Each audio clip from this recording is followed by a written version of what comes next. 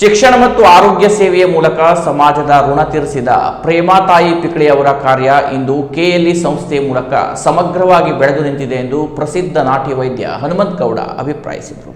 ಶೈಕ್ಷಣಿಕ ತಜ್ಞೆ ಪ್ರೇಮಾತಾಯಿ ಪಿಕಳೆಯವರ 101ನೇ ಜಯಂತಿ ಅಂಗವಾಗಿ ಅಂಕೋಲಾದ ಕೆಎಲ್ಇ ಸಂಸ್ಥೆಯಲ್ಲಿ ಆಯೋಜಿಸಿದ್ದ ಕಾರ್ಯಕ್ರಮದಲ್ಲಿ ಅತಿಥಿಗಳಾಗಿ ಪಾಲ್ಗೊಂಡು ನುಡಿನಮನ ಸಲ್ಲಿಸಿ ಮಾತನಾಡಿದ ನಾಟಿ ವೈದ್ಯ ಹನುಮಂತ ಗೌಡ ಅವರು, ಪಿಕಳೆಯವರ ಉದ್ದೇಶ ಸಂಪೂರ್ಣವಾಗಿ ಶೈಕ್ಷಣಿಕವಾಗಿದ್ದು ಅಂಕೋಲಾದ ಜನರ ಸಹಕಾರದಿಂದ ಅದನ್ನು ಯಶಸ್ವಿಯಾಗಿ ಕಾರ್ಯರೂಪಕ್ಕೆ ತಂದರು. ದೂರದ ಊರುಗಳಿಗೆ ಚಿಕಿತ್ಸೆಗಾಗಿ ತೆರಳಬೇಕಾಗುತ್ತಿದ್ದ ಬಡ ರೋಗಿಗಳ ಸಂಕಷ್ಟವನ್ನು ಮನಗಂಡು ಆಸ್ಪತ್ರೆ ಸ್ಥಾಪಿಸಿದ ಪಿಕಳೆಯವರ ದೂರದೃಷ್ಟಿ ಇಂದು ಕೆಎಲ್ಇ ಸಂಸ್ಥೆಯ ಆರೈಕೆಯಲ್ಲಿ ಸಮಗ್ರ ಅಭಿವೃದ್ಧಿಯ ರೂಪ ಪಡೆದಿದೆ ಎಂದರು. ಅದಕ್ಕೆಲ್ಲ ನಮ್ಮ ಅಂಗೋಲದ ಎಲ್ಲ ಜನ ಸಪೋರ್ಟ್ ಮಾಡಿದರು.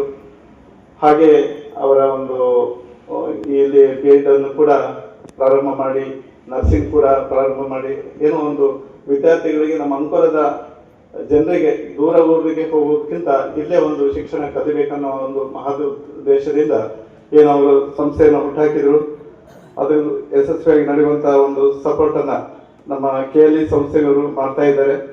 ಅವರ ಒಂದು ಆಶೀರ್ವಾದದಿಂದ ಈ ಸಂಸ್ಥೆ ಅತ್ಯಂತ ಚೆನ್ನಾಗಿ ನಡೀಬೇಕು. ಮತ್ತು ನಮ್ಮ ಡಾಕ್ಟರ್ ಭಟ್ಕಲ್ ಅವರು ಕೂಡ ತುಂಬಾ ಕಷ್ಟಪಟ್ಟು ಈ ಸಂಸ್ಥೆಯ ಅಲ್ಲಿ ಮಾರ್ಗದರ್ಶನ ನೀಡ್ತಾ ಇದ್ದಾರೆ. ನಮ್ಮ ನಟನ ಸರ್ ಕೂಡ ಒಳ್ಳೆಯ ಕೆಎಲ್ಇ ಸಂಸ್ಥೆಯ ಹಿರಿಯ ನಿರ್ದೇಶಕ ಶಂಕರಣ್ಣ ಮುನವಳ್ಳಿ ಮಾತನಾಡಿ, ಸಮಾಜ ಸೇವೆ ಮತ್ತು ಶಿಕ್ಷಣ ಕ್ಷೇತ್ರದಲ್ಲಿ ಅಪಾರ ಕೊಡುಗೆ ನೀಡಿದ ಪ್ರೇಮಾತಾಯಿ ಪಿಕಳೆಯವರು ಡಾಕ್ಟರ್ ಪ್ರಭಾಕರ್ ಕೋರೆ ಹಾಗೂ ಕೆಎಲ್ಇ ಸಂಸ್ಥೆಯ ಕಾರ್ಯವೈಖರಿಯನ್ನ ಮೆಚ್ಚಿ ತಮ್ಮ ಸಂಸ್ಥೆಯನ್ನು ವಿಲೀನಗೊಳಿಸಿದರು.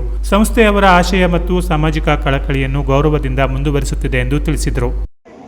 ಅವರ ಮುಂದಾಲೋಚನೆ, ನಮ್ಮ ಭಾಗದಲ್ಲಿ ಶಿಕ್ಷಣ ಅವಶ್ಯಕತೆ ಇದೆ, ಆರೋಗ್ಯ ಅವಶ್ಯಕತೆ ಇದೆ, ಆರೋಗ್ಯದ ಚಿಂತನೆ ಅವಶ್ಯಕತೆ ಇದೆ, ಈ ಎಲ್ಲ ದೃಷ್ಟಿಗಳನ್ನು ಇಟ್ಟುಕೊಂಡು ಇವತ್ತು ಅನೇಕ ಸಂಸ್ಥೆಗಳನ್ನು ಹುಟ್ಟಾಕಿ ಕೆಎಲ್ಇ ಸಂಸ್ಥೆಯ ಒಂದು ಕಾರ್ಯವೈಖರಿಯನ್ನು ನೋಡಿ ಇವತ್ತು 325ಕ್ಕೂ ಮಿಕ್ಕಿ ಕೆಎಲ್ಇ ಸಂಸ್ಥೆಯವರು ಒಳ್ಳೆಯ ಗುಣಮಟ್ಟದ ಶಿಕ್ಷಣ ಸಂಸ್ಥೆಗಳನ್ನು ನಡೆಸ್ತಾ